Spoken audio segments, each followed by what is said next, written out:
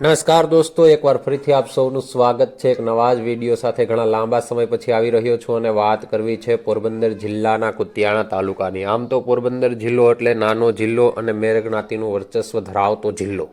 એમાં પણ પોરબંદર અને રાણાવાવને બાદ કરતા કુતિયાણા તાલુકો કંઈક અલગ જ અસ્તિત્વ ધરાવે છે અને કુતિયાણા તાલુકા વિશે કેટલાય ઇતિહાસ અને લોકવાયકા જોઈને બેઠો છે। કુતિયાણા તાલુકો હાલ તો આમ જોઈએ તો ખંડેર અવસ્થામાં પણ છે અને ક્યાંક ને ક્યાંક કંઈક વિકાસ પણ ઝંખી રહ્યો છે। કુતિયાણામાં કંઈક ઘટે છે। આ વખતની નગરપાલિકાઓની ચૂંટણીમાં સૌથી ચર્ચાસ્પદ સમગ્ર ગુજરાતમાં કોઈ ચૂંટણી હોય તો તે કુતિયાણાની છે। એનું કારણ છે કે કુતિયાણા વિસ્તારના સમાજવાદી પક્ષના ધારાસભ્ય કાંધલભાઈ જાડેજા કુતિયાણા નગરપાલિકામાં ઉતર્યા છે। સામે પક્ષે ભાજપે પણ જૂના અને જાણીતા ઢેલીબેન ઓડેદરાને ઉતાર્યા છે। બંને પોતપોતાની રીતે સક્ષમ છે। બંને વર્ષોથી સામસામે લડે છે અને સંબંધીઓ પણ છે। ધારાસભ્ય શ્રી કાંધલભાઈ જાડેજાના નાના ભાઈ કાનાભાઈ જાડેજા પોતે કમાન સંભાળી અને નગરપાલિકામાં ઉતર્યા છે। સાથે સાથે હિરલબા પણ તેમના ટેકામાં છે। તો સામે પક્ષે ઢેલીબેન ઓડેદરા તેમના પુત્ર બીટુ તરીકે ઓળખાતા તેમના દીકરા અને ઘણા બધા તેમના સહયોગીઓ જે સહયોગીઓ છે તે સામે છે। વાત તેની કરશું, પણ તે પહેલાં મારે વાત કરવી છે કુતિયાણાના ઇતિહાસની। જી હા, જુનાગઢ આરજી હુકુમત, જુનાગઢના આ આરજી હુકુમત વિશે તમે જાણતા જ હશો। આ આરજી હુકુમતની લડાઈનો એક મહત્વનું અંગ કુતિયાણા રહેલું છે। આરજી હુકુમત એટલે કે જુનાગઢના મોહમ્મદ ખાન સામે જે લડાઈ લડવામાં આવી તે જુનાગઢને પાકિસ્તાન સાથે ભેળવી દીધું। તેમના શાહનવાઝ ભુટ્ટો નામના દિવાન સાથે મળી અને તેમણે આ જાહેરાત કરી નાખી અને લોકોમાં બહુ મોટો કચવાટ ઊભો થયો। સરકાર તરફથી પણ એટલો બધો સહયોગ મળતો ન હતો। ત્યારે આરજી હુકુમતના જે વડાઓ છે, સંપૂર્ણ ઇતિહાસ લાંબો છે, ટૂંકમાં વાત કરું તો એ વડાઓએ આરજી હુકુમતની સ્થાપના કરી અને એક પછી એક જૂનાગઢના ગામડાઓ જીતવાની શરૂઆત કરી। સૌપ્રથમ માણાવદર અને બાટવા પર કબજો કર્યો અને ત્યાર પછી વાત આવી કુતિયાણાની। કુતિયાણાને અલગ પાડવામાં આવ્યું। કુતિયાણાની સરકાર રચાઈ ગઈ। હા, જી હા મિત્રો, કુતિયાણાને અલગ પાડી અને તેની સરકાર રચાઈ ગઈ। જ્યારે આરજી હુકુમત અને કુતિયાણાના જે સરકાર રચનાર લોકો વચ્ચે યુદ્ધ થયું ત્યારની વાત કરું તો એ સમયે કુતિયાણામાં 13,000 મુસ્લિમો અને 1,000 હિન્દુ હતા।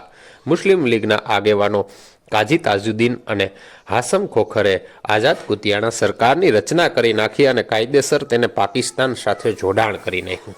હેન્ડ ગ્રેનેડ, બ્રેનગન, રાઇફલો અને તમંચાઓ વડે કુતિયાણાનો જંગ કલાકો સુધી આરજી હુકુમત અને આ બંને નેતાઓ વચ્ચે ચાલ્યો હતો, જેમાં તાજુદ્દીન અને ખોખર બંને માર્યા ગયા અને થોડા જ કલાકોમાં ભારતીય લશ્કરના જવાનો આવી પહોંચ્યા હતા અને તેમણે કુતિયાણાને હવાલો સંભાળી લીધો। તો આ રીતે કુતિયાણા છે એ આઝાદ થયું હતું। આવો રસપ્રદ ઇતિહાસ ધરાવતા કુતિયાણામાં અત્યારે ચૂંટણી જંગ જામ્યો છે। બંને પક્ષે સામસામું આક્ષેપ પ્રતિ આક્ષેપ થાય છે। શું આક્ષેપ પ્રતિ આક્ષેપ થાય છે તે પણ વિડીયોના માધ્યમથી તમે બતાવી રહ્યો છું। લાઈવ તમે આ જોવો, બંને પક્ષો કઈ રીતે પોતપોતાનો પ્રચાર કરી રહ્યા છે। ત્યારબાદ તમારે નક્કી કરવાનું છે કે કુતિયાણા શું ઘટે છે, કુતિયાણા કોને જીતાડશે। પહેલા થોડી આ બંને ક્લિપો જોઈએ, બંને પક્ષોનો સામસામેનો પ્રચાર।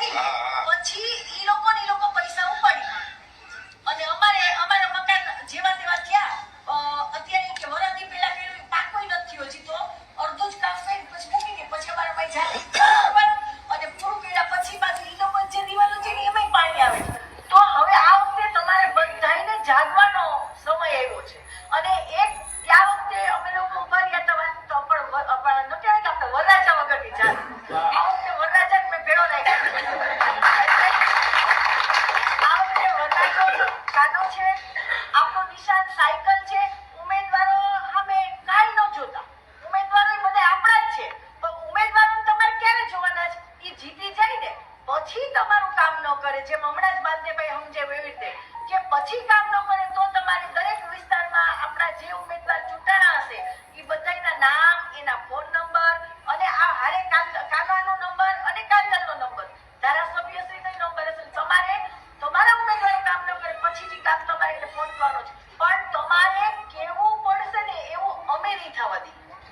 દોસ્તો,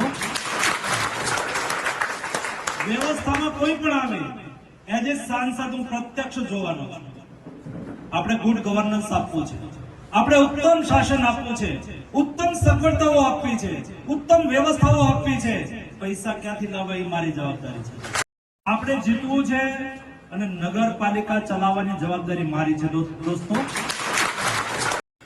એને હણો આ લોકો સમજી શકતા છે, પરંતુ દૂર લેતા લોકો કે આવું કેમ છે?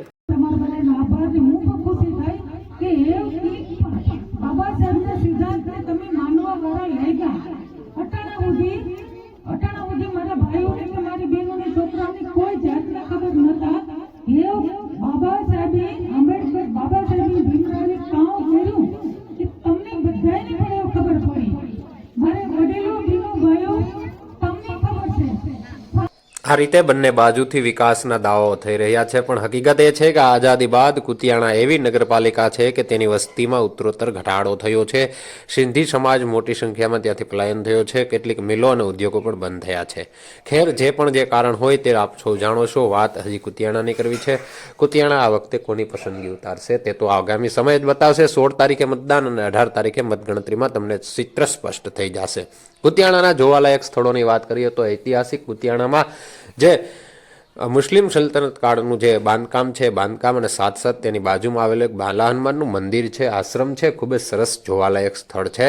જ્યારે પણ તમે પોરબંદર રાજકોટ હાઈવે પર જાઓ ત્યારે તમને બાલા હનુમાન મંદિર જોવા મળશે. આ ઉપરાંત કુતિયાણાના પશવારી રોડ પર આવેલી પૂજારી વાવ પણ એક ઐતિહાસિક મંદિર છે.